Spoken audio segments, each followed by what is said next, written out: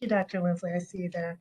Um, Welcome, everyone. Welcome to this month's discussion. We're joined by our wonderful speaker who will be discussing I Am More, unpacking the model minority myth and creating inclusive um, leadership practices. We will absolutely get to our introductions in just a bit. I would just like to hold some space. The OHEDI would like to acknowledge um, the violence of the past 2 weeks and the reprehensible violence in Uvalde, Texas, yesterday. We want to acknowledge that this is an incredibly difficult time for all of us. Appreciate folks tuning in this afternoon to listen and continue to learn how we can create inclusive environments. Would also like to take this opportunity to reiterate that there are resources within the institution as well for to help us cope with these repeated traumatic experiences. Some of those resources include the Department of Psychiatry. They also include APTI Health as well as our Capital EAP program. So just want to take this opportunity to provide space there. Some housekeeping to also keep in mind, this is an opportunity of learning and growth, and we want to ensure that this is that type of learning environment that folks come here with a growth mindset, ready to learn ways to continue to create an inclusive environment. As folks pop on, or if folks are on now, please keep your microphone on mute. And please know that our program is being recorded as well. So I'll turn this over to Ishbel for introductions. Hello, everybody. Thank you once again for joining us. My name is Ishbel Correa Narvaez. I am the program coordinator for the Office of Health Equity, Diversity, and Inclusion here at Albany Med. It is my honor to be able to introduce our speaker today, Ms. Angelina Jenkins. Ms. Angelina Jenkins is the Assistant Director for the Paul Robeson Cultural Center and primary advisor for Blueprint, which is a peer mentorship organization sponsored by the Paul Robeson Cultural Center at the Pennsylvania State University and University Park. Angelina is also the advisor to the Asian Pacific Islander Desi American Caucus and the Korean Pop Music Dance organizations also at Penn State. She holds a Master's of Arts in Student Affairs in Higher Education from Indiana University of Pennsylvania, as well as the Bachelor of Arts in Psychology with a certificate in Asian Studies from IUP. Angelina's background ranges from new student success and orientation, fraternity and sorority life, career advising, student advocacy and leadership, multicultural education, and social justice initiatives and advocacy. Angelina strongly believes that the journey of thriving is an ever-growing one that comes from not only being your authentic and genuine self, but also from being open and stepping out of your comfort zones. She personally thrives in spaces where she is able to learn from others, and specifically from learning about other cultures through food and music. We're very excited to have you here today, Angelina, so that we're able to learn from you. Thank you so much, Ishbel, and thank you so much to the Office of Health Equity, Diversity, and Inclusion for having me this afternoon. We will be discussing a little bit more of unpacking the model minority myth, as well as what are some inclusive leadership practices and additional resources throughout this next hour or so, give or take, within the time that we have with each other. So again, thank you so much for having me this afternoon. I would first like to start off by acknowledging not only the land that I am currently residing on, but the land that the majority of you are also residing on, as well as depending on where you're logging in from, and also just taking a pause again. So for me, I'm currently on the Pennsylvania State University, University Park land and campus. The university campuses are located on the original homelands of the Erie, Haudenosaunee, Lenape, Shawnee, Susquehannock, and Wahhaze nations. I recognize also that Albany Medical College is located on the original homelands of the Haudenosaunee, Mohican, Sakoke, and additional nations where in that region. I would also like to say that I would like to acknowledge and honor the original traditional caretakers of these lands that we are on, and to also continue to strive and acknowledge the fact that we are on stolen land and that the history of these lands, the people that are on them, are still here, and to give honor to them as well. I would like to also take an additional pause and reflect on what has been happening within our country over these last few weeks, recognizing that there have been great, terrible injustices both here in our area within the Northeast, but also throughout the country. The fact that not only women, men of color, children are being targeted in areas where they should feel safe and have opportunities to not only learn, but grow and create community, but instead have lost their lives. So to take a brief moment for them as well. As I mentioned this afternoon, I have the great honor and pleasure of not only talking about what is happening within the Asian Pacific Islander community, but also additionally to unpacking the model minority myth. And I'm going to say it a few different times, but also recognizing that within the short time frame that I have, I can't unpack everything. There may be some things that I don't have quite the time to go over. But of course, if there are any questions or if there's anything that people would like to further connect on, please do reach out and I would be happy to do so. I'm going to start off with a brief AAPI history and timeline within the United States, then moving more towards into the model minority myth and its all. You may see it referred to as MMM throughout the presentation and the impacts of that, how this has affected Asian hate within the country, and then switching gears a little bit and talking a little bit more about inclusive leadership and culture and why that's important, especially given the current state of our country, and then some additional community-based resources as well. Again, thank you to Ishbel for the great introduction. And just to provide a little bit further more information about myself. So again, my name is Angelina Jenkins. I'm originally from Pittsburgh, Pennsylvania. I use pronouns she, her, and hers. I identify as a biracial Asian American, something that is very important not only within the work that I have the opportunity to do, but also the impact that I try to create on the students that I work with having worked on a college campus now for close to almost 8 years. The opportunity to teach students how important it is to really grow into their authenticity while learning in and outside of the classroom is something that has been very heavily impacted within my own life. So making sure that students understand that at the true intersection, so between race, gender, ethnicity, these other aspects of our identity, where that really comes from and how important it is to showcase that.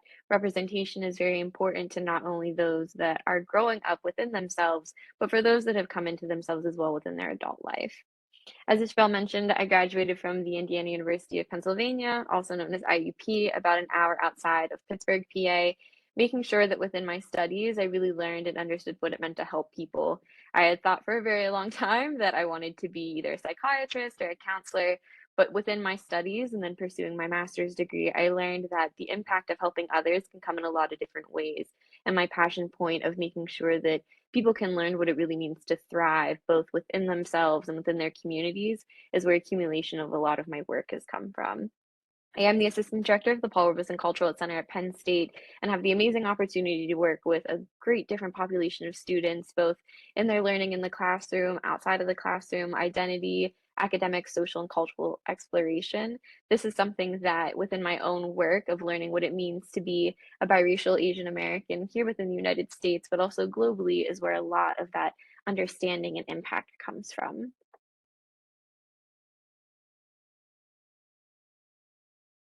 I also apologize if there seems to be a little bit of a lag within the presentation.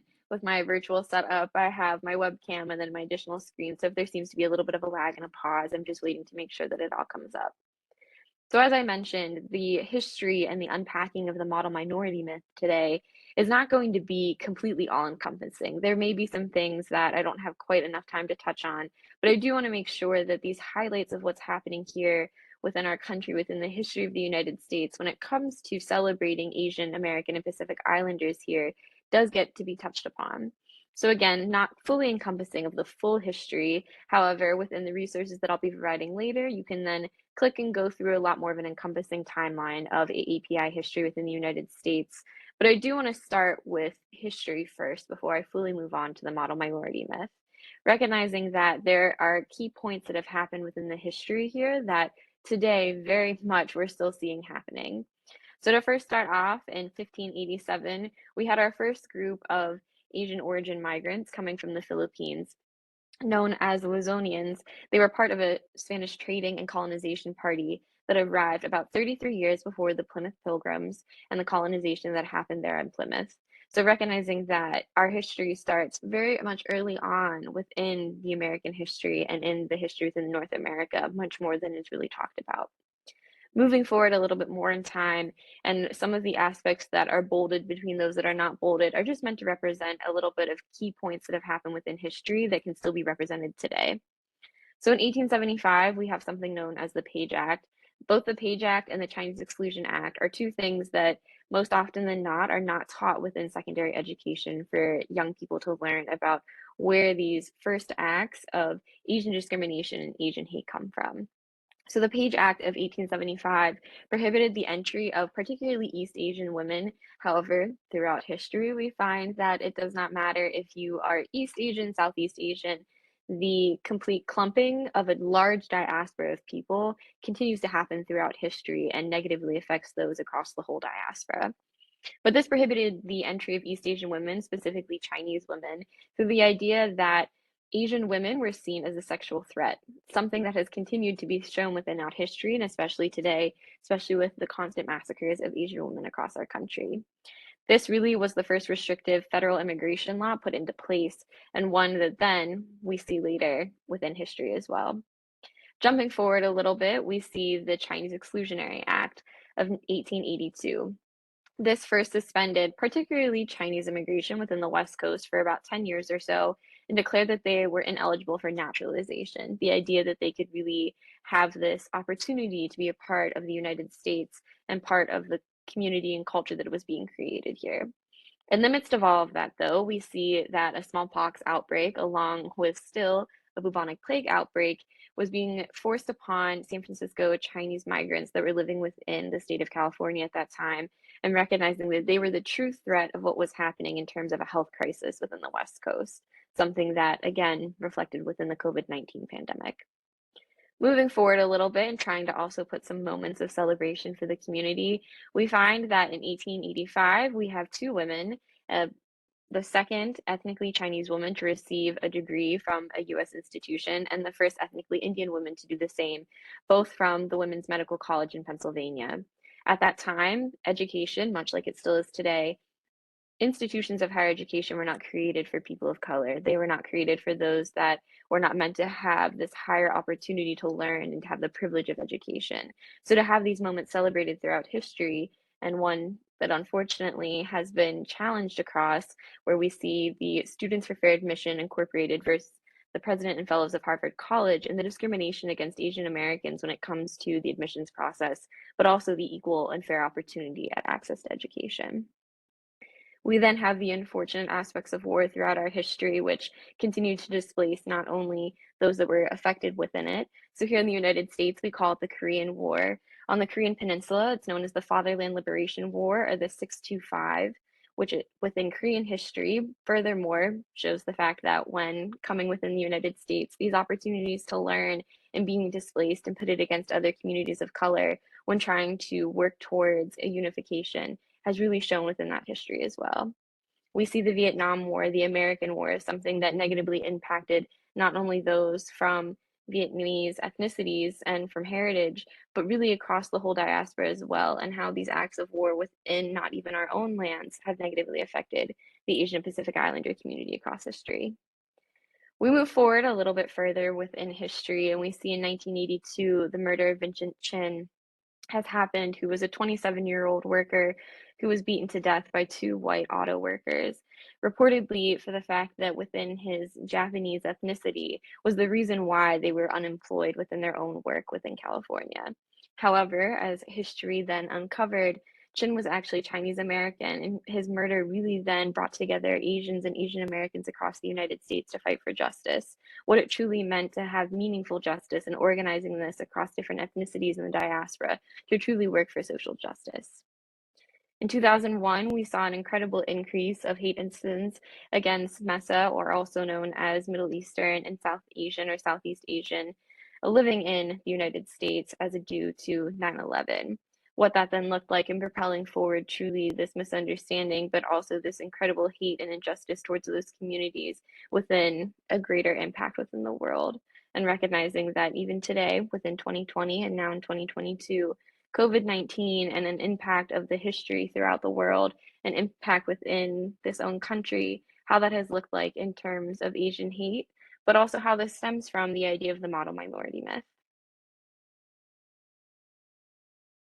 I also wanted to provide just a quick subsect within all of that history and just taking a different type of moment to recognize that while talking about the model minority myth, again, very large, very vast, but also creates a different type of experience depending on the Asian American experience and Asians in America. Something that when we look at data specifically, there is not this disaggregation of data among the diaspora.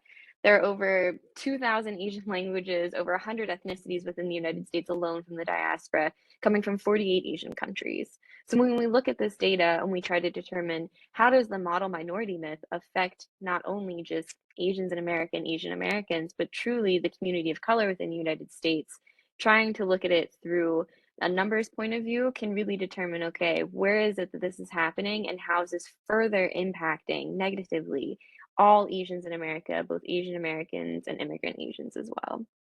So when we talk about the Asian American experience, this is one that when breaking it down, the understanding of culture pride versus national pride, and then lived versus shared experiences. Stereotypically, when we look at this and when we try to determine the impact for the Asian American, just Asian experience, Asians within America typically do not always find that the lived and shared experiences are the same. Same thing with Asian Americans. Speaking for myself as a first generation Asian American, the experience that I have of having an immigrant parent who is really trying hard to pass down not only our language, our food, and our culture, but keeping that home root of what we have seen in our homeland. Whereas for Asians in America, that same mentality is the same, making sure that cultural pride is there, national pride is there.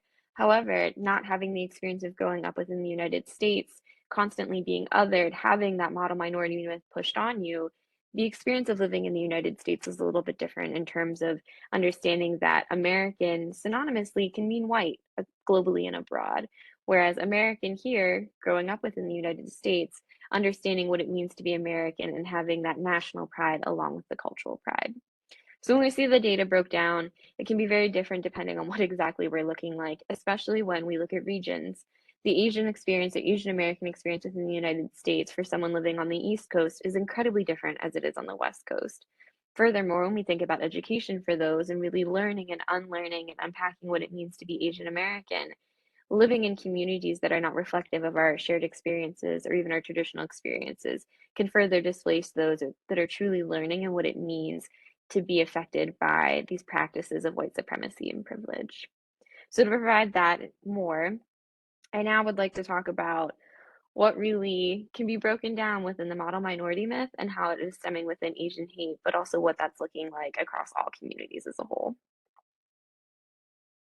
I would like to add this caveat that I am an incredibly visual person. I'm someone who likes to make sure that the opportunities of learning can be done within not only just textbook reading and presentations, but having a visual aid with that as well. So I'd like to give an introduction to Courtney Ann or Corn Ann. Corn Ann is a queer Korean American who utilizes illustration to really show the importance of social justice education, advocacy, and learning. Personally, for me, I actually really enjoy a lot of her illustrations. I think it provides a unique type of breakdown of learning, especially for those that may not always be able to completely disseminate, but also reflect on the information that's being given. Having this opportunity to celebrate someone who brings a different type of learning is something that I incredibly celebrate, but also appreciate as well. So utilizing Courtney's illustrations, I would like to really kind of just start with the beginning of where the model minority myth term and idea came from, but also just further breaking down what it means. Again, these visual aids are here, and I have a link within our resources later so that you can further break this down and look into it as well. Or if you would just like to learn more from Courtney and her illustrations, I have that within there as well. But I want to go back in time again, talking a little bit more about history and where this comes from. In 1966, a sociologist, William Peterson, had decided to really talk about within a New York Times magazine about the success story, and I'm going to put that in quotations, of Japanese Americans living in the United States.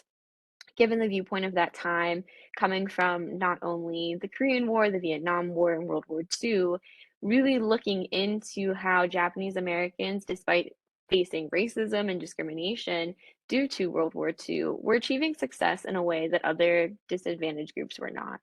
Really further pitting against not only showing, okay, we can take this moment that incredibly terrible, but also creating a boundary for Japanese Americans, but also understanding that they were having success despite all of that. So within this magazine article, he then goes on to talk about how he believes the Japanese Americans were able to achieve this, how they were able to take what was considered a huge barrier and overcoming it because of this idea of success, wanting to bring not only pride to their country and to their people, but also to have this understanding that something terrible had happened to them. And now they want to make sure that they're creating their place here within the community, making sure that not only do they have financial security, but also ethnic security and creation, in the sense that wanting to make sure that people could create community with them, making sure that people could truly understand who they were and not because of something that had happened in history.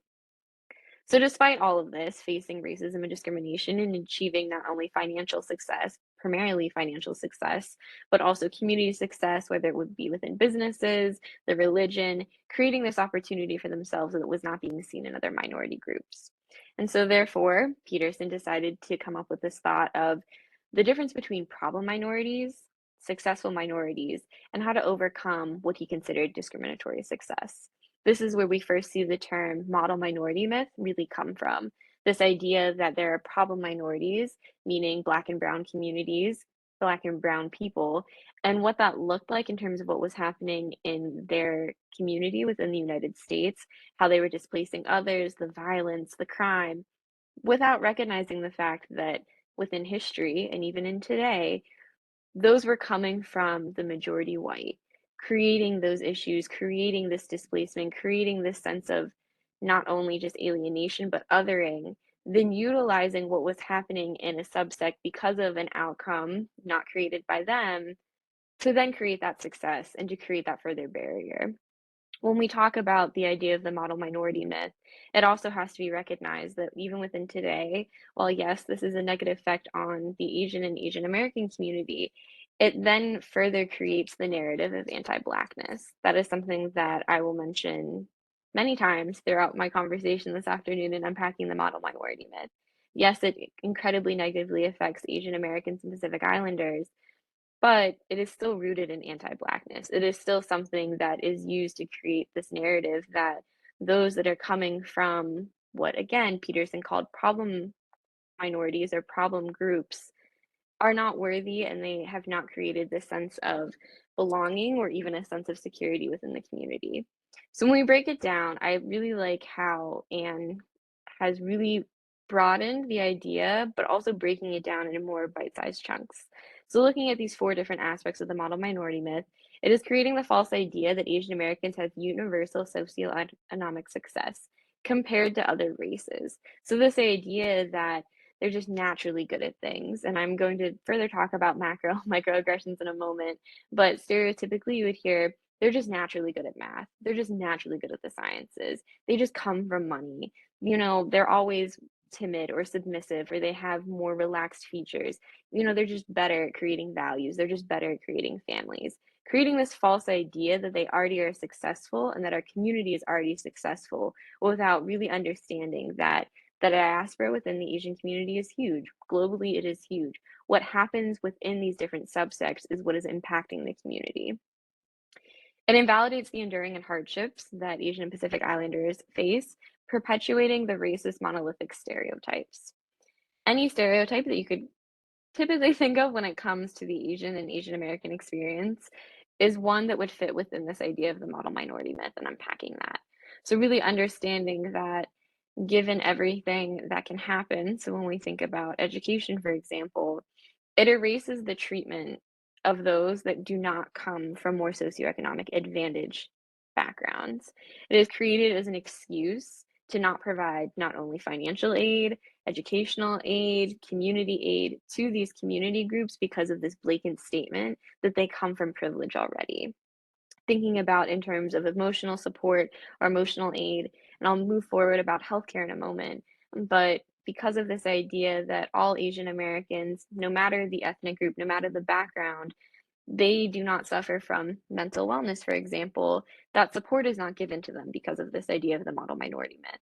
It places an unachievable expectation on the whole group instead of just understanding that when really breaking it down, there's incredible disadvantages happening across different ethnic groups. Because of this, you will see less likeliness from Asian Americans or Asian and Pacific Islanders to reach out for help, financial help, mental wellness support, educational help, because of this idea that from perpetuating stereotypes, they have created this sense of security for themselves. They have created this sense of success for them. So therefore, they are not worthy of educational support or any really type of support that could be coming for them. And it erases the unjust treatment to those who have faced not only war crimes, but displacement, internment camps, any other attribute that has been placed upon them throughout history. It was designed to pit communities of color against each other.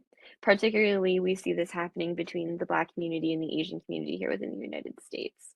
It's this flawed idea that from the oppressor to the oppressed, if success is happening within one cultural group or one minority group, displaced group, so to speak, therefore it can be used to benchmark against others.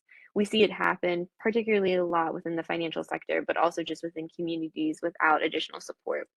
For my own community here within Western Pennsylvania, we see that it is designed to create a housing crisis and a financial crisis among Asians and Black people within the United States. This idea that, well, if they're reaching this benchmark, if they're able to send their kids to school, if they're able to have health insurance or health care, without further, again, desegregating the data among the diaspora, it cannot be achieved within this idea of privilege and oppression, while centering whiteness as, of course, the traditional benchmark there. And then within that, within our fourth area, we see that it's based on selective and misleading data. As I mentioned before, there is not desegregation within majority of data across the United States when it comes to AAPI communities. The inequity between not only our diaspora, but then also just without acknowledging the diversity of the diaspora is really where the root of a lot of this comes from. Recognizing that within the diaspora itself, systemic racism is huge within determining that if one ethnic group within the diaspora is doing well, then all of them must be doing well. Asian Americans have one of the largest income gaps among all racial groups due to the fact of not only just the vastness of the diaspora, but to the idea of the fact that on one end, we have some that are making almost 11 times as much in terms of their financial status as opposed to others within the diaspora. And the poverty rates, as you can see within this report, and this was actually just recently redone, so these statistics are accurate, that within the Asian diaspora, it's a 14%, which is quite a high number determining within the numbers within different states, but also community groups. Within education, we see within college degrees that particularly for East Asians, so those from Japanese, Chinese, or Korean descent, have a 40% higher rate of receiving a college degree, whereas though for Southeast Asians, so Cambodian, Hmong, Laotian, it's only a 9% graduation rate. When you really break that down further in terms of retention, it's even further displaced. While yes, we see that a large majority of those from the Asian community have higher rates of financial success and educational success, breaking that down further, really understanding the fact that the model minority myth not only pits communities of color against each other, but also further displaces those that have not received that financial privilege, have not received that just overall privilege that has been created among East Asians, is what is further setting this tone that it is great that they're able to receive this. However, what are we not seeing? What are we missing within that regard? And so, to break this down further in a different way and talking about healthcare and the model minority myth, it is this recognition that within the healthcare system, but also in a lot of different areas within different communities, like education, for example, Asian Americans and Pacific Islanders have a higher rate of success, meaning that the retention that they have within their education is higher. And when it comes to healthcare, the ability to afford it, the ability to have access to it is higher, which is actually a common misconception within the diaspora itself. So in 2016, There was a study found that the richest Asians in America earned almost 11 times as much as the poorest. Again, this data was not segregated among ethnic groups, but the idea there when coming to healthcare was the idea that those that had full-time jobs with the opportunity to have access to healthcare, but also had access to community-based resources, were 11 times higher than those from areas that did not have that opportunity, meaning we're working within places that did not have the opportunity for healthcare, did not have the opportunity for further education. And by further education, I mean not only just having the opportunity to receive a bachelor's degree or a master's or a doctorate, but to continue to reach into these resources, to be able to further learn and unlearn when it comes to financial security, when it comes to community-based resources in terms of family building, educational building, and also this understanding that within the diaspora itself, because it is not a monolith, there are different resources that are needed within the diaspora. And that also is then further break down into the geographical region. So Northeast to West Coast, breaking that down further in terms of access to resources. The model minority myth is hiding massive health disparities among the large and varying Asian communities within the United States. This comes from a study by Megan Shen, who worked within the Harvard Law PESA firm, really understanding what it means to have the model minority myth create further disparities among the diaspora when it comes to healthcare, recognizing that without the desegregation of data, it's hiding the fact that there is quite a large risk within different Asian ethnic groups, within the Asian diaspora, because of the idea that because of the access for some of those from the community within AAPI, therefore everyone should have that opportunity within learning it. So when we talk about unpacking the model minority myth within healthcare, recognizing that there's a large, vast diaspora that needs to be further broken down to truly understand what is happening within healthcare, but also truly to understand what is happening within these communities. When they're lumped together as a monolith, it's excluding the most considerating portions that are at risk for people who are currently at risk in terms of whether it be cervical cancer, lung cancer, ovarian cancer, what that looks like when breaking that down amongst the diaspora. For example, when we take women that are born within the United States within the diaspora, overall, there is a higher risk of dying from breast cancer. However, when we further break that down across the diaspora and desegregating that data to then further prove the model minority myths inaccuracies, we see that dependent on which ethnicity group that they come from, you'll find that those rates are even higher, but also there's an added form of potential other health risks, multiple forms of cancer, other outlying factors. Then when we add in the global perspective of it and where those factors come from within our home countries, further displacing the fact that there are resources that are not always made for them.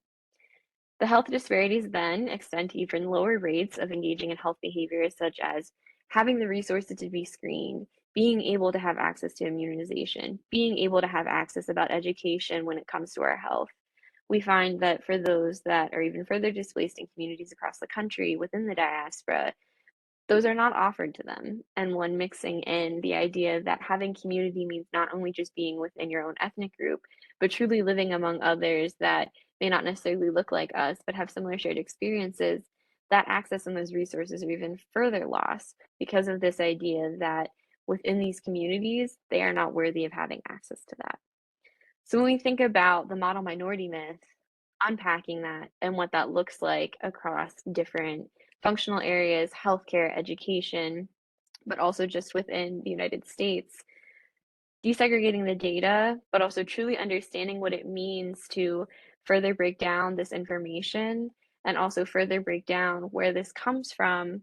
And then adding on top of that, a global pandemic that is further dispariting all Asians across the diaspora because of what we have seen in history through the model minority myth is where a lot of this lies. I will also admit that I am someone who very much likes Twitter. I like to engage not only to create communities for myself within my own authentic identities, but also to see what's happening across the United States. I think something that I learned for myself among the COVID pandemic that we're still in, but also within the opportunity that the internet can provide you a lot of different resources if you know where to look, but also understanding that it's not always accurate. But the biggest large port of this, especially for APIs within the United States, is that community building across the internet is something that has held a lot of our community groups together. However, in the face of tragedy and in the face of massacres, it has also brought more to light things that we already knew that were happening, things that we already were recognizing were happening in our community groups, but now having a larger platform to be able to share these. These are just some tweets over the last couple of years that I found that when we talk about the model minority myth, however, even just talking about what is happening in the community, there always is the same common theme. So when just looking at the model minority myth as a whole and what people are talking about, we see how ingrained it is within the United States and within these leadership practices that because the idea has always been that Asians and Asian Americans are hardworking, that they're submissive, that they're naturally smart, they already have these privileged resources from their home countries, when in reality, quite a few and quite many Asian immigrants coming to the United States are escaping genocide, war, and massacres in their home countries at a chance for the American dream, which then coming into the United States, finding that that dream was not meant for them, it's further placing this displacement on the idea that they are not accessible to resources, but they're not worthy of them either. The idea of worthiness is something that within the educational community for a lot of AAPI leaders is something that constantly is brought up due to not only the cultural idea that worthiness and honor is something that drives a lot of our ethnic groups, but also the idea that when it comes to asking for help, the worthiness that comes from that and unlearning what that means because of cultural practices is where that is framed from. So when we look at the idea of the model minority myth and unpacking that more recently within time, especially within due to COVID, we have found that a lot of what is happening within many different communities really stems from the idea that because of honorary whiteness, adjacency to whiteness, in fact, from the model minority myth thoughts, that when tragedy strikes, when massacre happens, when these ideas are placed, particularly, and again, the root of anti-Blackness, people then can use this idea that Asians are the superior race to then play out their ulterior motives, when in reality, that thought process not only harms Asian Americans and AAPIs across the country, but it is further harming the communities that it's being used against. So in more recent time, within the last couple of weeks, we have found that those that are committing these acts of tragedy are doing so a lot of time with the idea of sixth fascination of the Asian communities, of Asian history, and trying to release this temptation. Going back to the idea of history within not only just the United States, but across the world, when we look at the Korean War and the Vietnam War, this idea that Asian women are desirable, that they're exotic, that they have these opportunities abroad, bringing them back here to the United States, creating that false sense of not only fetishizing, but also further displacement of Asian women, then has created throughout history this idea that Asian women are nothing more than a plaything. Asian women are nothing more than a means to an end and an object. So when we look at the massacre that happened in Atlanta last year around this time, the idea that Asian women were plaguing the shooter, that he had felt as though that he could not move on with his life, because the Asian women were surrounding him, he then felt as though he had the need to massacre 8 different women and create a false sense of this idea that the model minority myth did not have a play in this and did not have a reaction to what had happened in Atlanta. So when we further look at it and we recognize that when unpacking it, there's a lot more to the model minority myth. There's a lot more to Asian hate within the country because of these outlying factors throughout history, but also just in recent time.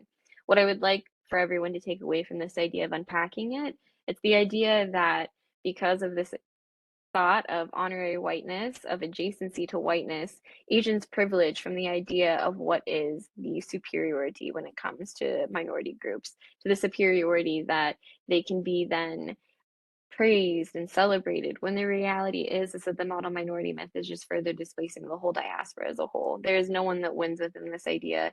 There's no one who then gets to have the adjacency and the stereotyping as a means to an end, and recognizing that the impact on social areas like education, healthcare, and community building are then the further example of how truly not only the privilege from whiteness, but also white supremacy has created this negative reaction within the different communities of color. I would like to take a pause for a moment. I know that was a lot in the time that we've had so far. but I just wanted to check in to see if there maybe are any questions or any thoughts before I move on to inclusive leadership practices.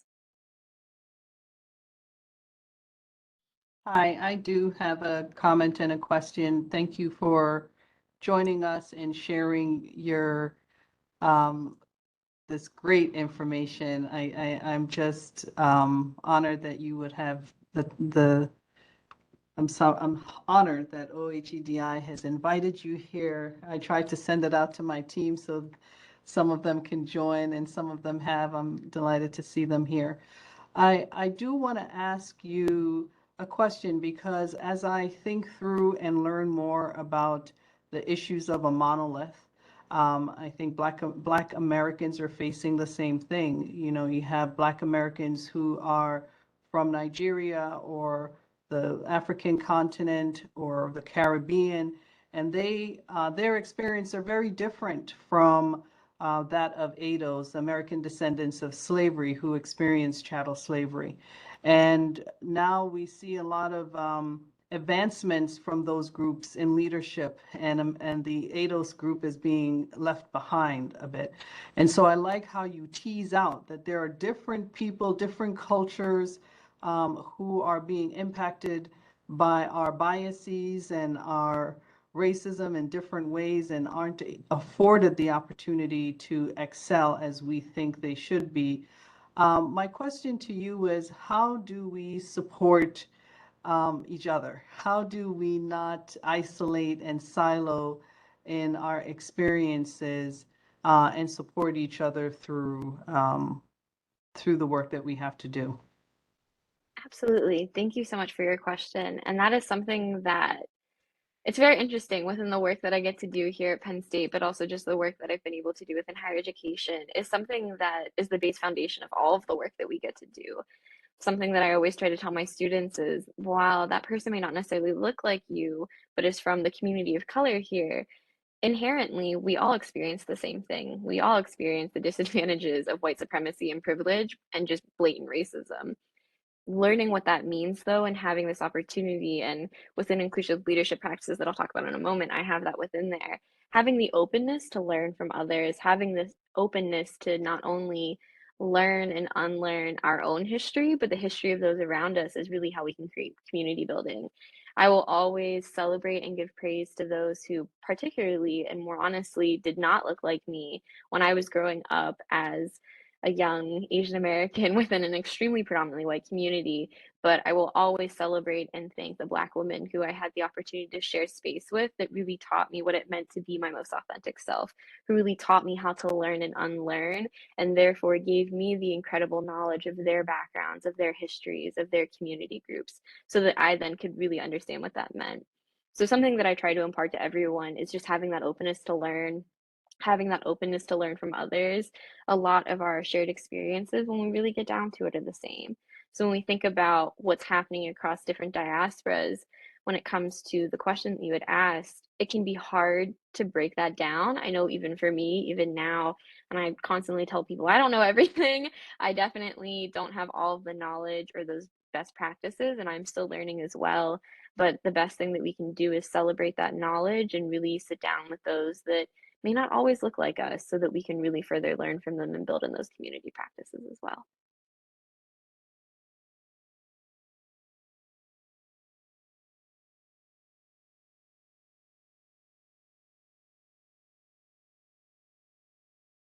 There are no other questions right now. I will then move into inclusive leadership practices. And again, furthering this idea of how we can then really create more opportunities across not only different groups of people, but different communities. I appreciated that question because it was a great subsect into this portion of the presentation, into this discussion, and really just having that understanding that it's an ongoing journey and it's an ongoing process. Learning is never ending. I'm someone who very much appreciates different spaces to be able to learn and to be able to just share community with others, especially when it comes to this idea of the fact that this is very much a marathon, it's not a sprint. The work and towards making sure that not only social justice advocacy and awareness is happening is not something that will end in a day, unfortunately. So continuing to learn, continuing to build community with others. When we think about, particularly for the AAPI diaspora, breaking that down and being able to learn.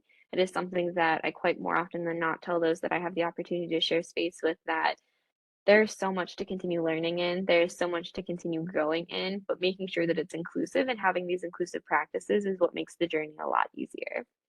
So there are 6 that I would like to start with, and recognizing that this is not a comprehensive list, this is not the end all be all, but just something that when I think of inclusive leadership and practices, makes it a little bit easier to be able to make sure that, particularly when it comes to equality, equity, and accessibility, we can start with.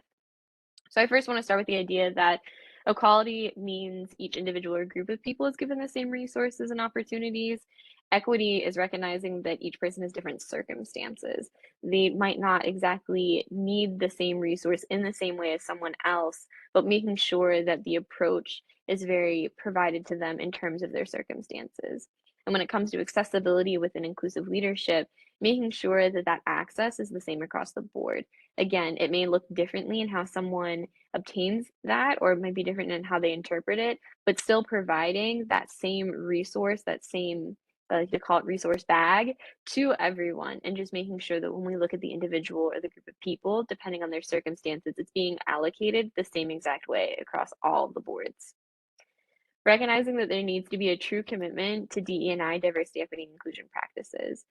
The commitment is not only improving what is going on currently within the community or currently within the space, currently within the workplace, but recognizing that there may be things that aren't happening at all, and there are currently things that might be happening. How can we then continue to commit to improve it and to continue to provide it for others? So again, allocating resources and not only just gatekeeping them, but also just not providing them to one group. Recognizing, again, I'll talk about bias in a moment, and I know that's on the list, but recognizing that we all have internal biases. So making sure that just because this idea has been placed within societal commitments, but also societal communities, that just because that one person has it doesn't mean everyone has it. Treating all members with fairness and respect, understanding what makes them unique, and ensuring that they feel connected to the team.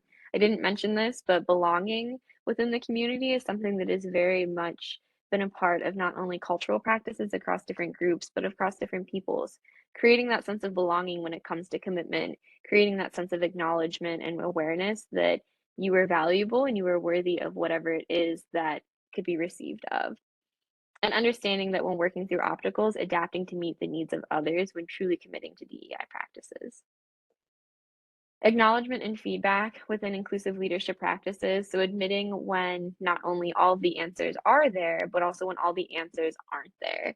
When the support is not fully there, acknowledging the fact that something has been missed, seeking the feedback on what could be done to be better, but also showing humility, empathy to those who are admitting that they might have misstepped or made a mistake, but also still showing that humility and empathy to those that are creating those spaces as well.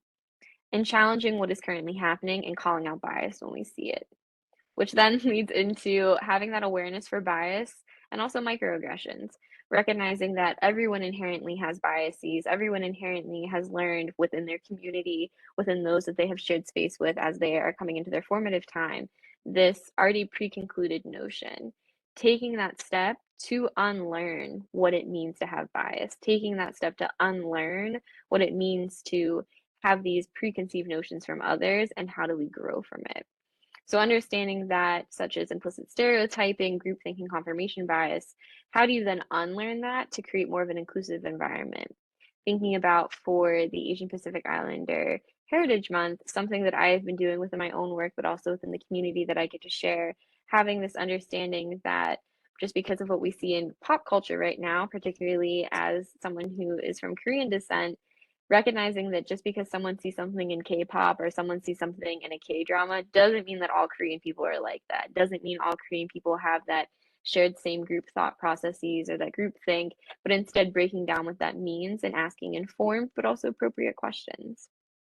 Establishing transparent policies for making these decisions and promotions when we talk about the awareness of bias.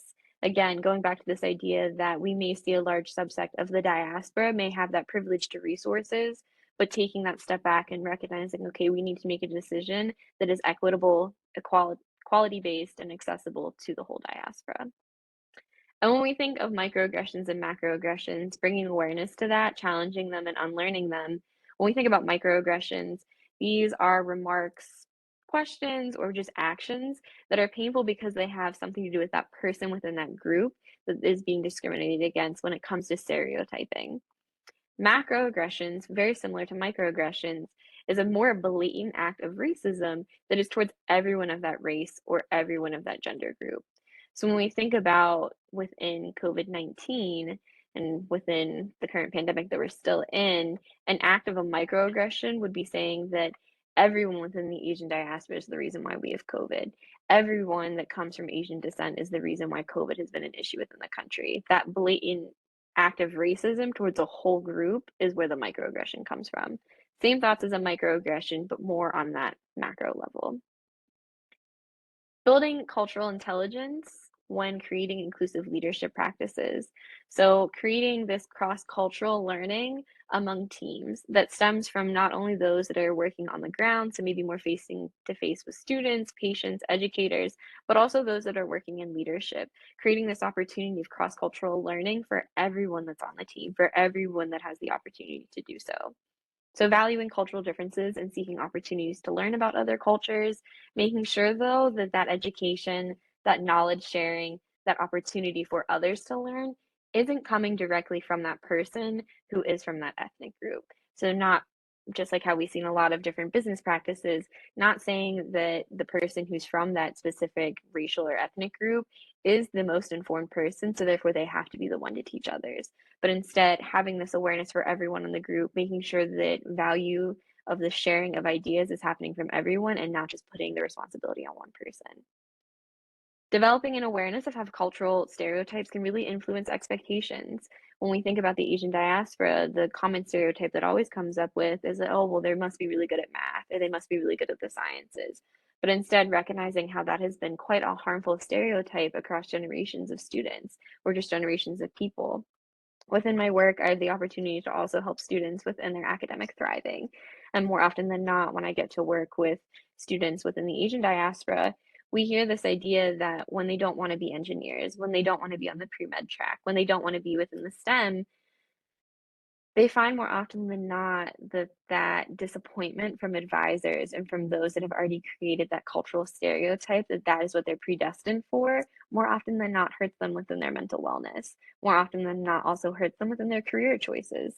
They then have this sense of unworthiness when it comes to being within the workplace, and unworthiness when it comes to being able to make an impact across different aspects of life. So this idea that cultural stereotyping is not harmful is something that has to be unlearned to truly create inclusive leadership practices. And then also, when it comes to building cultural intelligence, accepting that people might need to change their behavior to navigate cross-cultural interactions. Recognizing and accepting that people have to unlearn and relearn and be aware of that so that they can truly be informed and truly accept, but also further impact inclusive leadership within different spaces. And then trust and collaboration. This is one that more often than not, you may not always find when it comes to inclusive leadership practices or just inclusive practices within different spaces. But this idea that trust and collaboration, much like creating belonging or creating a sense of belonging within communities of color, is really something that empowers people to do better, to learn, and to build cross-cultural connections with others that don't look like them. When you think about building trust and collaboration as an inclusive practice, this is something that does take time. Much like I tell my students, just because I may be their advisor or I may be the assistant director doesn't mean I'm automatically going to receive the trust from them. It doesn't mean I'm automatically going to be the person they come to in moments of help. However, constantly reassuring those around me, constantly affirming them, letting them know that this is my job, but also more than that, this is my personal passion, but also my personal responsibility to make sure that the support is there for them, the resources are there for them, and they can receive them in the way that they need to receive them. So when we think about putting together diverse teams and not only just favoritism, thinking about what are we doing so that everyone is comfortable to speak up? What are we doing to empower every single member of the team, every single person we come in contact with, so that when conflict happens, when crisis happens, that opportunity to support them is there and creating that for them. And two other ones that I always like to just provide within all of these aspects of inclusive practices is the idea of providing mental health resources and support and actively listening to the needs and accommodating them. Mental health is a topic within the Asian and Pacific Islander community that, thankfully, over the last probably about 10 years or so, is something that is being unworked as a stigma. I know personally for me, when I was pursuing my bachelor's degree and I was determining becoming a psychiatrist, psychologist, or a counselor, the idea of working within my own community to provide mental health resources was hard. Having this understanding that high functioning and high aware groups of people need also resources and need support is an idea that is very much still internalized, not in the best way among our diaspora.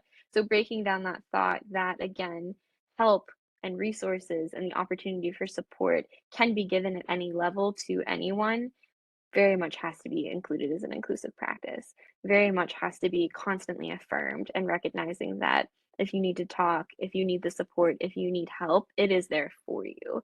It is not only for those that come from groups that have typically been aware to it already. Actively listening and to the needs and accommodating them. I always like to say I don't know everything, but also even sometimes when I don't know, I do know, and when I don't know, I don't know. But making sure that active listening is a part of these inclusive practices, recognizing that there are different needs for everyone. Not one person is the same. So making sure that when we're providing that needs-based assessment, when we're providing these practices to others, it's coming truly from their point of view and what they may need from it as well. And so with that, additional resources. So I wanted to provide kind of a base foundation of where people, if they would like to see where I got my resources from to have this conversation with you all this afternoon, but also just to see other resources that are happening within the API community. I wanted to provide my link tree with that. You can also find a further comprehensive history of API in the United States on this as well, but just different community-based resources on that landing page. Thank you, Ishbel, for putting that in the chat. And then finally, if anyone would like to further connect or talk or just have questions, please feel free to connect with me on anything within my web-based virtual business card. And a quote that is actually within my email signature, the one that I like to implore upon everyone when I have the opportunity to share space is by Yo-Yo Ma. When you learn something from people or from a culture, you accept it as a gift and it is your lifelong commitment to preserve it and build on it. Asian Pacific Islander Heritage Month is not just the only time to celebrate and uplift those from the Asian diaspora and from the API diaspora, but is meant to have this shared community and this knowledge that we are here. We want to learn from you. We want others to learn from us. Creating that, building on it, and sharing it to others while also committing to preserving it. Thank you so much for sharing this last hour with me. Again, if there are any questions, I'd be happy to answer them, but thank you all so much for sharing this time, especially given the fact that there's a lot happening in the country right now, and I recognize that taking time and taking care of yourself is very important right now. Thank you so much, Angelina. Are there any questions? So, Angelina, thank you for this presentation. It was comprehensive. It absolutely took into consideration those historical and contextual structures that we always need to keep front of mind. Thank you for highlighting how mental health and wellness are a key component to DEI initiatives, particularly for minoritized, marginalized populations. So again, thank you for this work. Absolutely, of course, and thank you so much for having me again. Absolutely. If there aren't any other questions, thank you all. You do know how to get a hold of our office. You can send emails. This presentation will be available as well. I don't know, Ishbel, about a week, couple days. Yeah, that sounds right. Great. Yeah, like maybe by tomorrow. I work quick, y'all. You do. There's no doubt. No doubt. Thank you all for your attention. And again, thank you very much, Angelina. Take care, everyone.